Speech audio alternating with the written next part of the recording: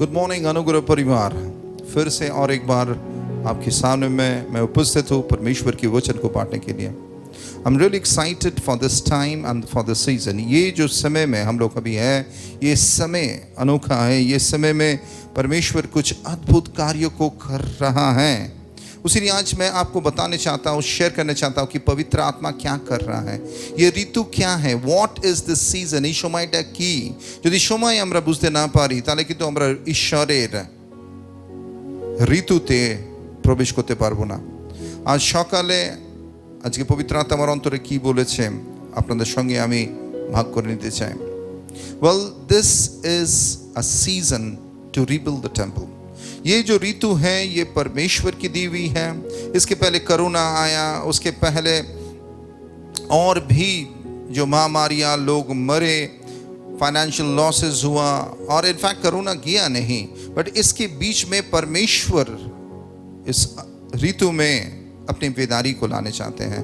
The Lord wants to bring about a revival. I want to make it very clear. और इस revival बहुत important है क्योंकि ये रिवाइवल मंदिर निर्माण से जुड़ा हुआ है। ध्यान से समझिए, ये प्रोफेटिक वर्ड्स है, ये परमेश्वर का वचन से है। ये रेवलेशन पवित्र आत्मा ने जब चीज़ों को बताता है, दिखाता है, समझाता है और चीज़ हमारे सामने में स्पष्ट हो जाता है। उसी मैं बताना चाहता हूँ, ये revival is actually is for building the temple of the Lord. ये जो मंदिर सुलेमान ने जो बनाया था वो मंदिर निर्माण नहीं है। इनफैक्ट अगर वचन अच्छी तरह आप पढ़ेंगे, एजरा, क्रॉनिकल्स, हैगाई एंड ज़करिया, यहाँ पर लिखा गया है कि परमेश्वर के लोग बैबिलोन में बंदी दशा में था, मगर परमेश्वर ने क्या किया, साइप्रस जब राजा थे बैबिलोन का, परमेश्वर अनुग्रह दिखाया और यहूदी लोगों को परमिशन मिला कि फिर से वो जेरूसलम लौट आए और फिर मंदिर का पुनर्निर्माण किया जाए। Again the temple has to be rebuild and वहाँ पर परमेश्वर कुछ लोगों को चुना। और विशेष करके मैं पिछले सप्ताह बताया कि वहाँ जो महायाजक था उसका नाम था यहोशुआ, और परमेश्वर ने उन्हें मनोनीत किया as the high priest. But उसके संग और एक व्यक्ति को परमेश्वर ने मनोनीत किया था, उनका नाम था जरुब्बाबेल। क्या नाम था? Zerubbabel. So God is actually interested in building the temple and God is interested in raising up his Zerubbabel anointing.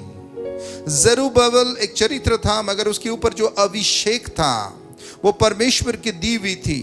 उसी लिए मैं बताने चाहता हूं, the anointing of Zerubbabel wants to rest in your life. Without the anointing of Zerubbabel it will not be possible to build the temple. यानी कि बिना जरुब्बाबेल का अभिषेक का मंदिर निर्माण नहीं हो सकता है। और ये मंदिर निर्माण के संग मसीह का आने का ताल्लुकात है। सो अगर आप वचन ध्यान से पढ़ेंगे, ये जो रिकंस्ट्रक्शन चालू हुआ after 17 long years of delay, 17 साल के बाद फिर से पुनर्निर्माण के कार्य शुरू हुआ। सो दोस्तों, मैं आपको अच्छी तरह बताने चाहता हूं कि ये जरुब्बाबेल कौन था। जरुब्बाबेल के छिलो, who was this man called Zerubbabel. Zerubbabel Jehoiachin जो जूडा के राजा थे उसका ग्रैंडसन था। जूडा के जो राजा था जोहाकिन, उसका ग्रैंडसन था, यानी कि पोता था जरुब्बाबेल। जरुब्बाबेल के जन्म कहाँ हुआ? बैबिलोन में हुआ। He was not born in Judah or Jerusalem. He was born in Babylon. मगर परमेश्वर ने जरुब्बाबेल को चुना और परमेश्वर ने जरुब्बाबेल को अपॉइंट किया। Zerubbabel then became the governor. Zerubbabel governor बन गया जूडा का, और परमेश्वर की आत्मा उनके ऊपर था, परमेश्वर की अभिषेक जरुब्बाबेल के ऊपर था। और वचन कहता है हगाई की पुस्तक में कि परमेश्वर ने जरुब्बाबेल को अपना सिग्नेट रिंग बनाया। इसके पहले अगर बाइबल आप पढ़े हैं, यहाँ पर आप देखेंगे जब कोई चीज़ों का एग्रीमेंट होता था, अभी तो हम लोग कोर्ट पेपर में एग्रीमेंट करते, उसके बाद हमारे साइन करते, सिग्नेचर देते। उस समय क्या होता था? साइन, सिग्नेचर, स्टैम्प किससे मिला जाता था? Signet ring. यानी कि राजाओं के हाथ में अंगूठी होता था, और अंगूठी का छाप जब उस पेपर में एग्रीमेंट में गिर जाता था, दैट वाज कॉल्ड अथॉरिटी, यानी कि परमेश्वर का दिया हुआ ये अधिकार। तो परमेश्वर ने जरुब्बाबेल को कहता कि जरुब्बाबेल मैंने तुम्हें इस अधिकार को दिया, मैंने तुम्हें सिग्नेट रिंग बनाया। मगर जरुब्बाबेल का he was a priest, he was a political man and a spiritual leader. He had two roles. He was an administrator, यानी कि वो सारी चीज़ों का देख रेख कर रहे थे। मंदिर का पुनर्निर्माण जब हो रहा था उस कंस्ट्रक्शंस को देख रहे थे, चीज़ों को अच्छी तरह उसको एडमिनिस्ट्रेटेड कर रहे थे, और उनके नेतृत्व में बहुत सारे जीव आए, मंदिर निर्माण हुए। उसीलिए ये जो ऋतु है, ये ऋतु है मंदिर निर्माण करने का ऋतु है। ये ऋतु है परमेश्वर के आने का जो प्रस्तुतिकरण, ये ऋतु है कि बहुत सारे लोग अंतिम जो फसल में वो हैं वो इस कटनी में जुड़ने वाले हैं दोस्तों। So this is a very very exciting time and this time is not very long. ये जो समय है ये ज़्यादा समय के लिए नहीं है, ये छोटे ही समय के लिए है। आइए हम लोग पढ़ते हैं जरुब्बाबेल के विषय में परमेश्वर जरुब्बाबेल को क्या कह रहे हैं। जकरयाह का पुस्तक हम लोग देखेंगे चैप्टर 4, जकरयाह चैप्टर 4 एंड वर्स 1। किस अभिषेक से जरुब्बाबेल को परमेश्वर ने अभिषेक किया और परमेश्वर ने जरुब्बाबेल को क्या कहा। তিনি বললেন, এ হলো সরুব্বাবিলের কাছে প্রভুর বার্তা। সর্বশক্তিমান প্রভু বলেন, তোমার শক্তি ও পরাক্রম তোমায় রক্ষা করবে না, তোমার সাহায্য আসবে আমার আত্মা থেকে। आमीन। ध्यान से सुनिए, मैं इसको बंगाली में इसको पढ़ा गया है, वचन अच्छी रीति में कहता है कि नॉट बाय योर स्ट्रेंथ, यानी कि हमारे शक्ति से नहीं, हमारे बुद्धि से नहीं, मगर परमेश्वर के आत्मा से हमें चलना है। दोस्तों, जब हमारी जिंदगी में चुनौती आ जाता है, हमारे सामने में बड़ा पहाड़ खड़ा हो जाता है, हमारी विश्वास डगमगाता है कि नहीं। যখন আমাদের সামনে বড় পাহাড় দাঁড়িয়ে যায়, আমরা বিশ্বাসে আমরা স্থির থাকতে পারি না, কিন্তু ঈশ্বরের বাক্য বলছে not by might, not by your power, not by your strength, but my spirit, আমার আত্মার দ্বারা, मेरा आत्मा के द्वारा जरुब्बाबेल मैं तुम्हें बलवंत करूंगा, मैं तुम्हें स्थापित करूंगा, मैं तुम्हें इस्तेमाल करूंगा, मैं तुम्हें बताऊंगा, मैं तुम्हें सिखाऊंगा। मेरे आत्मा से भरना है। दोस्तों, ये जो समय है ये समय पवित्र आत्मा के काम है। और पवित्र आत्मा कहां पर निवास करता है? जहां पवित्रता पाया जाता है। परमेश्वर ने जरुब्बाबेल के क्यों चुना था? परमेश्वर इसलिए जरुब्बाबेल के चुना था क्योंकि जरुब्बाबेल एक अच्छा पात्र था। आज प्रश्न है, क्या आप अच्छा पात्र हैं? पासवानों, लीडर्स, बिलीवर्स, जो भी आज ये वचन को सुन रहे हैं, ध्यान से सुनिए। अगर आप कहने चाहते कि परमेश्वर मुझे इस्तेमाल कीजिए, क्या आप एक सही पात्र हैं जिस पात्र के ऊपर परमेश्वर आप अपने आत्मा को डालकर अपने मंदिर की निर्माण करने वाले हैं? क्योंकि जान लीजिए आपके एक विरोधी शक्ति है, जान लीजिए एक अंधकार की ताकत है, जान लीजिए कि शैतान स्वयं आपके विरुद्ध में इस अंतिम दिनों में जंग छोड़ दिया है। अगर शैतान हमसे डरता नहीं, मगर हमारे अंदर में जो है उससे डरता है। हमारे अंदर में कौन है? हमारे अंदर में परमेश्वर है, हमारे अंदर में पवित्र आत्मा है। ना तो बल से ना शक्ति से, मगर तेरी आत्मा के द्वारा। दोस्तों, it is the time to move under the anointing of the Holy Spirit. यह समय है कि आपको शरीर में नहीं, आपकी बुद्धि में नहीं, मगर परमेश्वर की आत्मा में निर्भरशील होकर आपको चलना है।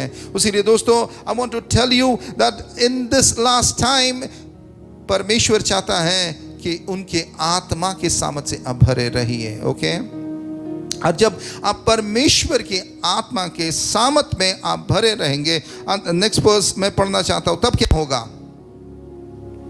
वर्स 7, जब परमेश्वर की आत्मा में आप भरे रहेंगे, যখন ঈশ্বরের আত্মাতে আপনি ভরে থাকবেন, তখন কি ঘটবে? ওহে উঁচু পর্বত, তুমি স্বরূপ বাবিলের কাছে কিছুই নও। Amen, hallelujah. आपके सामने में जब पर्वत खड़ा हो जाएगा, आपके सामने में जब इम्पॉसिबल चीज खड़ा हो जाएगा, जरुब्बाबेल तुम्हारे सामने में ये कुछ भी नहीं है। क्यों कुछ नहीं है? उसके बाद তার সামনে তুমি একটি সমতল ভূমির মতো। Amen, hallelujah. पहाड़ों को परमेश्वर उखाड़ कर आपके सामने में प्लेन बना देगा। हालेलुया। जब मैं इस वचन को पढ़ा, मैं सुना, मैं इतना खुश हो गया, मैं इतना बल प्राप्त हुआ दोस्तों, और उसी लिए आज मैं बहुत उत्साहिता के संग और मैं बहुत विश्वास के संग, अधिकार के संग इस वचन को आप तक पहुंचा रहा हूं दोस्तों, क्योंकि मैं बीते 17 साल से हम लोग यहाँ सेविकाई कर रहे हैं, और आप लोगों को मैंने बताया कि कितना कष्ट दुख तकलीफ के द्वारा इस बीते 17 साल को हमने क्रॉस किया, प्रार्थना किया, समर्पित था, मगर संपूर्णता नहीं देखे, मगर संपूर्णता के समय अब आ चुका है दोस्तों। हालेलुया। अगर आप भी इस वचन को सुन रहे हैं और आपके मिनिस्ट्री में आप complete breakthrough and freedom आप तक नहीं देखे हैं, आज परमेश्वर की आत्मा कह रहा है कि अपने आप को तू पवित्र कर और तू मेरे आत्मा से जुड़ जा, और मेरी आत्मा जब तेरे ऊपर आएगा तब तू पहाड़ से कहेगा कि पहाड़ हट जा, और पहाड़ भी हट जाएगा। ये है अभिषेक का, ना हमारे बल से ना हमारे ताकत से, मगर परमेश्वर के आत्मा के द्वारा ये सारे चीज पूरा होगा। उसके बाद मैं एक और चीज बताने चाहता हूं कि आज इस अंतिम दिनों की घड़ी में आत्मा के संग आप चलिए, और जब आत्मा के संग आप चलने लगेंगे तो आपके सामने में कोई भी शक्ति खड़ा नहीं हो सकता, वो सारे विरोधी शक्ति परास्त हो जाएंगे। और उसके बाद परमेश्वर कहता है जकरिया का 4 के 9 पद में, जकरिया चैप्टर 4 and verse 9, স্বরূপ বাবিল আমার মন্দিরের ভিত্তি স্থাপন করবে। Amen, hallelujah. সে মন্দিরের wait. जब परमेश्वर की आत्मा आपके ऊपर रहेगा, जब ज़रुब्बाबेल के अनॉइंटिंग से आपको परमेश्वर अनॉइंट करेंगे, तब आप उस मंदिर का निर्माण कर पाएंगे। दोस्तों, चर्च तो लोग बनाते हैं, okay. Church is not a building, by the way. Church एक बिल्डिंग नहीं है, चर्च একটা বিল্ডিং নয়। যদি চার্চের মধ্যে ঈশ্বরের মহিমা না থাকে, अगर ग्लोरी ना रहे, तो वो चर्च नहीं है, वो बिल्डिंग है, वो हॉल है। उस चर्च में परमेश्वर की रूह को होना चाहिए। हर जब चर्च तैयार होता है, उसी ने दोस्तों ध्यान से सुनिए, बाइबल कहता है कि church is not a building, but when 2 or 3 gathers in my name, जब 2 और 3 मेरे नाम से एक संग होता है, मेरी आत्मा वहां पर रहता है। और 2 और 3 क्या करने के लिए जुड़ता है एक संग? परमेश्वर की महिमा करने के लिए, परमेश्वर की आत्मा को सराहने के लिए, परमेश्वर की स्तुति करने के लिए। और जब आत्मा से भर कर वो परमेश्वर की स्तुति करते हैं, परमेश्वर को खोजते हैं, परमेश्वर की महिमा प्रशंसा करता है, स्वयं परमेश्वर की आत्मा वहां पहुंच जाता है, और उस मंदिर को परमेश्वर उसकी महिमा से भर जाते हैं। देखिए, सुलेमान ने मंदिर बनाया था। This is not the temple that was built by Suleman. Solomon राजा ने जो टेंपल बना था, उसके टेंपल की विषय नहीं है। ये दूसरी बार ये टेंपल रिकंस्ट्रक्ट कर रहे हैं by Zerubbabel, by Yehoshua the high priest. और परमेश्वर कह रहा है, जब जुड़ा के लोग आए, यरूशलेम से लोग आए और कहे कि इतना छोटा मंदिर क्यों? सुलेमान तो बड़ा मंदिर बनाया था। परमेश्वर के नबी हगाई को परमेश्वर ने भेजा, और हगाई आकर उसे क्या कहा जानते हो? वो कहा कि इस मंदिर में परमेश्वर की महिमा बहुत भरपूरी रहेगा पुराना मंदिर से। This time again I want to prophesy in the name of Jesus कि ये समय में परमेश्वर की आत्मा के अभिषेक इतना भरपूरी में आप देख पाएंगे, मिनिस्ट्री में, चर्चेस में, आपके खुद के जीवन में, इसके पहले आपने देखा नहीं। Because this is a favourable season. सब कहिए, this is a favourable season. ये एक अद्भुत ऋतु है, अंतिम फसल कटने का ऋतु। दोस्तों, आई एम एक्साइटेड। उसीलिए वचन कहता है कि जरुब्बाबेल, तुम ही इस मंदिर का क्या करोगे? फाउंडेशन को लेकर करोगे। अगर आप देखेंगे दोस्तों, कोई भी हमारी जीवन की जो फाउंडेशन कौन है बताइए? हम हैं क्या? আমাদের জীবনের ভিত কে? প্রভু যিশু। यानी कि मंदिर निर्माण করে যে ভিত প্রয়োজন, जिस भीत को बनाने की जरूरत है, वो भीत कौन है? स्वयं प्रभु यीशु मसीह। और जरुब्बाबेल क्या था? एक जरिया था। He was an appointed by God, एक चोजन वेसल था। तो आज परमेश्वर आपको भी वो appointed chosen vessel of God बनाना चाहते हैं। उसके बाद क्या क्या कहा गया है? সে মন্দিরের কাজ সম্পূর্ণ করবে, তখন তুমি বুঝতে পারবে যে সর্বশক্তিমান প্রভু আমাকে তোমার কাছে পাঠিয়েছে। आमेन, हालेलुया, हालेलुया। देखो दोस्तों, लोग काम तो शुरू करते हैं मगर उसे कंप्लीट नहीं कर पाते हैं, समझिए। मगर बाइबल कहता है कि जरुब्बाबेल को परमेश्वर ने यूज किया मंदिर का ईंटा लगाने के लिए, भीत बनाने के लिए, मगर जरुब्बाबेल के ही द्वारा मंदिर को का पुनर्निर्माण के संपूर्ण काम को समाप्त किया गया, यानी कंप्लीट करके गया। So completion is very very important. It's not how you start but how you complete your race is important. आप शुरू कैसे करते हो इट इज नॉट इंपॉर्टेंट, मगर आप समाप्त कैसे करते हो इट इज इंपॉर्टेंट। ওই জন্য বাংলা একটা কথা রয়েছে, যার শেষ ভালো তার সব ভালো। আজকে হয়তো আপনার জীবনেতে আপনি অনেক রকমের সংঘর্ষের মধ্যে দিয়ে পার করেছেন, কিন্তু অন্তিমে যে কার্যভার প্রভু আপনাকে দিয়েছে, সেই কার্যভার ঈশ্বর সমাপ্ত করতে চায় আপনার দ্বারা। যে দর্শন আপনি দেখেছেন, যে প্রার্থনা আপনি করেছেন, সেটাগুলোকে প্রভু আপনাকে দেখাতে চায়। কারণ কি, প্রভু ভালো ঈশ্বর। সে আপনার প্রার্থনা শুনেছে, সে আপনার ক্রন্দন দেখেছে, সে আপনার ব্যথা বুঝেছে, সে उत्तर দিতে চলেছে। Hallelujah, I am excited. आज मैं सचमुच कितना आनंदित हूँ। उसीलिए परमेश्वर कह रहा है कि जरुब्बाबेल, तेरे सामने में पहाड़ टिक नहीं सकता है, विरोधी शक्ति टिक नहीं सकता है, दुष्टों की टोली टिक नहीं सकता है, कोई भी षड्यंत्रता टिक नहीं सकता है, क्योंकि मैं तेरे संग हूं। मेरी आत्मा तेरे ऊपर है, मेरी अभिषेक तेरे ऊपर है, तू मेरा चुनिंदा दास है और तुझे मैंने अभिषेक किया। तूने मुझे अधिकार दिया, अभिषेक दिया। अब तुम मंदिर निर्माण करेगा और उस मंदिर को तू ही समाप्त करेगा। हालेलुया। कितने लोग उत्साहित हैं आज इस वचन को सुनने के बाद। दोस्तों, आज और एक चीज परमेश्वर कहता है। तीसरी चीज मैं आपके सामने में लाना चाहता हूं। ज़करिया चैप्टर 4 and verse 10 में क्या लिखा गया है? শুরুতে কাজ অল্প হলেও লোকে তাতে লজ্জিত হবে না, আর তারা ওলনদড়ি হাতে প্রথমটা পড়ো।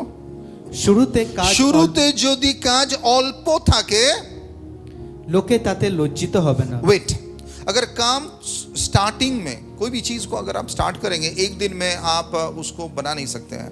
It is a small beginning. धीरे धीरे धीरे धीरे काम होता है, धीरे धीरे धीरे धीरे काम होता है and gradually start picking up. उसीलिए बहुत सारे लोग एक दिन में बहुत बड़ा मिनिस्ट्री देखने चाहते हैं। বাংলায় বলে রাতে রাজা হতে চায়। রাতে রাজা, একদিনের রাজা, তারপরে খাজা। Sorry, it's like it's funny। রাতে রাজা হওয়ার চেষ্টা করবেন না। একদিনে আপনি ভাববেন না যে আপনার বিরাট বড় আপনি কিছু করে ফেলতে পারবেন। ঈশ্বর আমাদেরকে সময় দিয়েছে, প্রভু আমাদেরকে সুযোগ দিয়েছে। প্রত্যেক দিন আমাদেরকে তার মতন তৈরি হতে হবে। ওই জন্য কি হয়, যখন আপনি মনে করুন কোনো কাজ শুরু করছেন, প্রথমেই হয়তো আপনি অনেক কিছু বিশাল কিছু দেখতে পাচ্ছেন না, কিন্তু প্রভু বলছে ছোট কাজেতে তুমি লজ্জিত হইও না। কি করো? প্রশংসা করো, ধন্যবাদ দাও। কি করো? धन्यवाद दाओ। क्या करेंगे? धन्यवाद देंगे, प्रशंसा करेंगे। प्रभु धन्यवाद प्रभु जी, आज के दिन में जो भी आपने मुझे दिया था, शायद ये थोड़ी ही है, मगर मैं धन्यवादित हूँ। मगर मेरे तरफ से परमेश्वर मैं संपूर्णता आपको देना चाहता हूँ। बहुत सारे लोग अपना दशमांश और भेंट को नहीं देते। वो क्या कहते हैं? जब मेरे पास बहुत होगा तब मैं दूंगा। कभी आपके पास नहीं होगा। सुन लीजिए, जो आपके पास अभी है उसे दीजिए। परमेश्वर नहीं बोल रहा যে मुझे इतना ही चाहिए। প্রভু কি বলছে আমাকে এত দিতে হবে? প্রভু বলছে তুমি তোমার দশমাংশ আর তোমার ভেটকে তুমি চুরি করো না। ওই জন্য প্রভুর লোকেরা ভালো করে শুনুন ঈশ্বরের বাক্য কি বলছে, ঈশ্বরের আত্মা কি বলছে, ঈশ্বরের শক্তি কি বলছে। ঈশ্বরের শক্তি বলছে যে যখন তোমার জীবনেতে হয়তো অল্প কিছু রয়েছে কিন্তু তুমি তাকে ধন্যবাদ দাও, আর যদি তোমার ধন্যবাদের আচরণ না থাকে তাহলে কিন্তু তুমি কোনোদিন বড় হতে পারবে না। শুনছেন ঈশ্বরের লোকেরা, শুনছেন পাস্টাররা, পুরোহিতেরা, আজকে ঈশ্বরের বাক্য কি বলছে? জেরুবাবেলকে ঈশ্বর মনোনীত করলো, জেরুবাবেলের ওপরে প্রভুর আত্মা এলো, আর জেরুবাবেলকে প্রভু বলল যে তোমার সামনে पहाड़ दाड़ाते पारबे ना, ना तो बल से ना तेरी शक्ति से मगर मेरी रूह के द्वारा, मेरी आत्मा के द्वारा ज़रूबबाबेल तुम काम करोगे। दोस्तों उसीलिए दोस्तों आज मैं एक चीजों को बताना चाहता हूं, ध्यान से सुनिए। उसीलिए जब आपके जीवन में थोड़ी सी ही काम हो रहा है, धन्यवाद दीजिएगा। ये आचरण है। मंदिर निर्माण ऐसे नहीं होगा। परमेश्वर आपको चुना है, आचरण को सही कीजिए। और उसके बाद क्या कह रहा है? Complete the verse. আর তারা ওলনদড়ি হাতে সরুব্বাবেলকে দেখে খুব খুশি হবে। Amen, hallelujah. ওলনদড়ি দেখেছেন আপনাদের? এটা ইংলিশে বলে প্লাম লাইন। যখন দেখবেন রাজমিস্ত্রিরা যখন বাড়ি নির্মাণ করে বা দেওয়াল তৈরি করে তাদের কাছে একটা ওলনদড়ি থাকে। সেই ওলনদড়িটা যদি সোজা থাকে, সবসময় ওলনদড়ি স্ট্রেট থাকে, ওই ওলনদড়িটাকে মাপেই কিন্তু দেওয়াল তৈরি হবে, বাড়ি নির্মাণ হবে। তার মানে প্রভুর হাতে, ঈশ্বরের হাতে একটা ওলনদড়ি আছে। তার মানে কি? তার টাড়ামেড়া রাস্তা নয়, সোজা। এই পৃথিবীতে বহু মানুষ তারা ভাবে শর্টকাট নিয়ে নেব, গলি দিয়ে বেরিয়ে যাব, রাতে রাজা হয়ে যাব। হবে না, অসম্ভব। কিন্তু ঈশ্বরের আত্মা বলছে যে ঈশ্বর তোমার জীবনেতে ওলনদড়ি ধরে থাকতে চায়। তার মানে কি? তোমার লাইফকে প্রভু সঠিক দেখতে চায়, স্ট্রেইট দেখতে চায়। আর জেরুবাবেল যাকে ঈশ্বর মনোনীত করেছিল সেই মন্দির নির্মাণের কাজেতে প্রভু তার হাতে উলনদড়ি দিয়েছিল। মনে রাখবেন, প্রত্যেক মানুষের বিচার হবে একদিন। একদিন আপনার বিচার হবে, একদিন আমার বিচার হবে। কারণ কি? সত্যর জ্ঞান আমাদের কাছে রয়েছে তার পবিত্র শাস্ত্রের দ্বারা, সেই বাইবেলের দ্বারা। আজকে কারো কাছে অজুহাত নেই, কিন্তু সেই কিয়ামতের দিনে, সেই বিচারের দিনে যখন প্রভু আমাদেরকে বিচার করবে তখন কি আমরা কোনো অজুহাত দিতে পারবো? আজকে হয়তো পৃথিবীর মানুষের কাছে আমরা অজুহাত নিয়ে আসতে পারি, আজকে তাদেরকে আমরা বলতে পারি এইটা নয় সেটা, কিন্তু প্রভু কিন্তু আমাদের হৃদয় দেখছে, ঈশ্বরের আত্মা আমাদের মন দেখছে। তার কাছ থেকে আমরা কোনো কিছু লুকোতে পারবো না। আর সেই জন্য প্রভু বলছে জেরুবাবেলের হাতে সে উলনদড়ি ছিল। কারণ কি? প্রভু আমাদেরকে উলনদড়ি দিয়েছে। হে ঈশ্বরের লোকেরা, আজকে প্রভু আপনাকে মনোনীত করেছে, কিন্তু আপনার জীবন কেমন? আজকে এই অন্তিম দিনেতে, এই ঋতুতে যখন মন্দির নির্মাণ হতে চলেছে, ঈশ্বর আপনাকে সেই শক্তি দিতে চায় যেমন জেরুবাবেলকে দিয়েছিল। কিন্তু আপনি কি প্রস্তুত সেই শক্তিকে নেওয়ার জন্য? আপনি কি প্রস্তুত সেই অধিকারকে নেওয়ার জন্য? আপনি কি প্রস্তুত সেই অভিষেককে নেওয়ার জন্য? আজকে ঈশ্বরের আত্মা কি বলছে? আর যদি বাইবেল পরিষ্কার করে আপনি পড়েন, সেখানে কি বলছে জানেন? 14 পদ, জাকারিয়ার 4 অধ্যায় 14 পদ কি বলছে? তিনি বললেন, এর অর্থ হলো এরা সেই দুই ব্যক্তিকে যারা সমস্ত পৃথিবী প্রভুকে সেবা করার জন্য মনোনীত হয়েছে তাদের প্রতিনিধিত্ব করছে। এখানে বাইবেল পরিষ্কার করে বলছে দুটো স্বর্গদূত তারা কি করছে? গোটা পৃথিবীর পরিক্রমা করছে, তারা দেখছে। আজকে আমরা মানুষকে লুকোতে পারি, আজকে আমরা মানুষকে ঠকাতে পারি, কিন্তু প্রভুর কাছে প্রত্যেকটা রিপোর্ট আমাদের আছে আজকে আমরা কেমন জীবনযাপন করছি। কারণ কি? তার স্বর্গদূত চারিদিকে ঘুরছে। কিন্তু জেরুবাবেলকে প্রভু মনোনীত করেছিল। আর অন্তিমে আমি এই বাক্য বলেই আজকে আমি শেষ করব। হাগায়ের পুস্তক কি বলছে 2 অধ্যায়ে 23 পদ কি বলছে?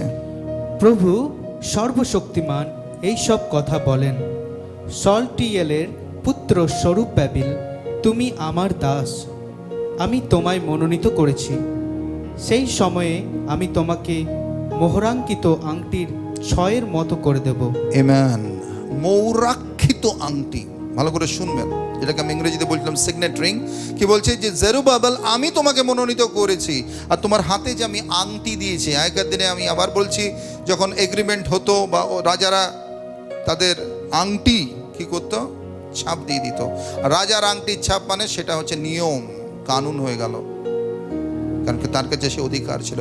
প্রভু বলছে জেরুবাবেল, আমি তোমাকে মনোনীত করেছি, আমি তোমাকে বেছে নিয়েছি, আর তুমি যার ওপরে হাত রেখে দেবে সেইটাই, যেটার ওপরে তুমি হাত রেখে দেবে সেইটাই তুমি পেয়ে যাবে, কারণ কি তুমি আমার অধিকারের অধীনে রয়েছে জেরুবাবেল।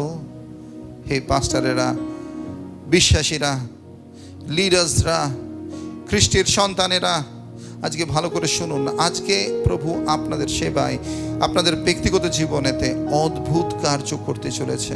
আপনি কি প্রস্তুত? অভূতপূর্ণভাবে প্রভু আপনাকে ব্যবহার করবে। আসুন নিজের চোখকে বন্ধ করি আর আমরা প্রার্থনায় যাই। হে মঙ্গলময় ঈশ্বর, প্রভুকে তোমাকে ধন্যবাদ দিতে চাই আর একবার আজকের এই মহান দিনেতে। প্রভু তুমি আমাদেরকে একত্রিত করেছো প্রভু, আজকে তুমি এই বাক্য দিয়েছো প্রভু। তোমার আসার সময় খুব সন্নিকটে প্রভুকে তুমি আসতে চলেছো, তুমি খুব শীঘ্রই আসতে চলেছো। আর সেই জন্যে প্রভুকে আজকে গোটা পৃথিবীতে আমরা ভিন্ন ভিন্ন পরিস্থিতিকে দেখতে পাচ্ছি প্রভুকে। তোমার আত্মা বিগত 2 বছর ধরে তুমি আমাদেরকে প্রস্তুত করছো, অনুগ্রহ মণ্ডলীকে প্রস্তুত করছো। আর আজকে প্রভু তুমি আমাদেরকে পরিষ্কার করে বলে দিয়েছো যে তোমার আসার সময় কিন্তু বেশি দিন নয়, কিন্তু তোমার আসার আগে প্রভু গো তুমি এক অদ্ভুত কার্য করতে চলেছো প্রভু গো। তুমি তোমার মন্দিরকে নির্মাণ করতে চলেছো। এই অন্তিম দিনেতে বহু ফসল যারা পেকে রয়েছে প্রভু গো, তারা তোমার সঙ্গে জুড়তে চলেছে প্রভু গো, আর তোমার রাজ্য বিস্তারিত হবে। কিন্তু তার জন্য তুমি মনোনীত করতে চাও ইয়োশুয়াকে, তুমি মনোনীত করতে চাও জেরুবাবেলের মতন মানুষদের প্রভু গো। প্রভু যদিও বা আমরা অযোগ্য মানুষ, কিন্তু তোমার অনুগ্রহতে তুমি আমাদেরকে সুযোগ দিয়েছ, যোগ্যতা করেছো প্রভু গো। আমাদের পাপ তুমি ক্ষমা করেছো প্রভু, তুমি আমাদের বুকে জড়িয়ে ধরেছো আর বলেছো তুমি আমার অতি মনোনীত সন্তানেরা। हे ईश्वर তুমি দয়া করো। परमेश्वर आपकी अनुग्रह कृपा हमारे ऊपर रहे, इस मंडली के ऊपर रहे, आज जो इस वचन को सुन रहे उनके ऊपर रहे, ना तो बल से ना शक्ति से मगर तेरी आत्मा के द्वारा ये सारी चीज पूरा होने वाला है। धन्यवाद के संग हर एक शैतान के जो झूठ है वो टूट जाए। सारी बातों में प्रभु को धन्यवाद दीजिए, क्योंकि शैतान आपको भरमाने के लिए आएगा और कहेगा अरे तुझे क्या मिल रहा है, कुछ तो नहीं मिल रहा है। मगर धन्यवाद दीजिए, क्योंकि शैतान जानता है क्या कितना बड़ा आशीष आने वाला है। उसीलिए थाम के रखिए अपने विश्वास को और वचन के ऊपर अपना मन लगाइए, अपने आप को पवित्र कीजिए। धन्यवाद के संग सारी आराधना प्रार्थना प्रभु यीशु तेरे ही नाम से मांगते हैं। अब सुनिए और कबूल कीजिए और सब कहे आमीन आमीन। সবাইকে জয় যিশু। আজকে যদি এই বাক্য আপনি শুনেছেন আর এই বাক্য শুনে যদি আপনি আশীর্বাদিত হয়েছেন আর আপনি বিশ্বাস করেছেন, তাহলে দয়া করে এই বাক্যকে অন্যদেরকে শেয়ার করুন আর তাদেরকে ঈশ্বরের বার্তা দিন। নিজেকে প্রস্তুত করুন যেন তারাও আশীর্বাদিত হতে পারে। আপনার নামের মহিমা করি প্রভুকে ধন্যবাদের সঙ্গে যিশুর नामे চাই, आमीन। God bless you. अगले हफ्ता फिर मिलते हैं। अच्छा रहिए, सुरक्षित रहिए, परमेश्वर की निगरानी में रहिए। धन्यवाद। शालोम।